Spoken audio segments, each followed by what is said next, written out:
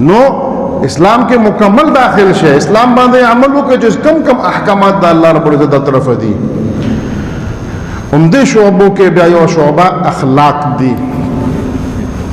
اخلاق کې بیا دا ټول رهن سهن، تعلق، د بل خیال ساتل، حقوق ادا کول، دا ټول خبره د اخلاقو کې راځي. دروغ نه ویل، حسد نه کول، چا سره چې دینو کینه نه ساتل، د دې ټول خبرو تعلق اخلاق سره دي. نن زمون اخلاق څومره خراب شو چې یو خبره خپل خلاف نشو اورېدې، که څوک زمون خلاف خبره وکړي نو پوره زندگی دا پر هغې سره تعلق ختم. نو نقصان څه دی؟ څوک به هم تا ته د نصیحت خبره به نه کوي. تا ماتحت کم خلق دي اب ته نه وایي چې استاد جي یا افسر صاحب تا دا کار کم کړی دی، دا خو د اسلام مطابق نه دی، دا خو د شریعت مطابق نه دی، دا خو د اخلاق مطابق نه دی، دا خو تا غلطه کړی ده. نو کدا دی ووایي نو اوس دا خبر دی چې بیا چې څومره هم زما دلته ملازمت دی، دا افسر به ما سره بغض ساتي، کینه به ساتي، ما به تنګوي، پریشانه کوي او کوشش به کوي چې زه دا خپل سټاف نه وباسم. دا حالت دی که نه دی؟ دا حالت دی، دا حالت موجود دی. پکار سو چې مونږ په خوشاله شوي وو چې زمونږ یو مرض، زمونږ یو نقص د رور راته وښوده چې دا ځان له ټیک کا، څنګه د چا جیب نه پیسې راغورځېږي نو بل ته چې دا پیسې سنبھالې کا، چې ستا نقصان ونشي.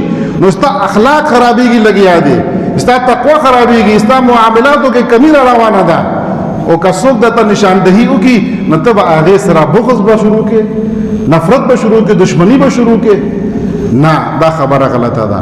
نبی کریم صلی الله علیه وسلم فرمان مبارک دی المؤمن مرآت المؤمن، مومن د بل مومن د پاره مثال د آینه د شیشه دی. شیشه څه کوي؟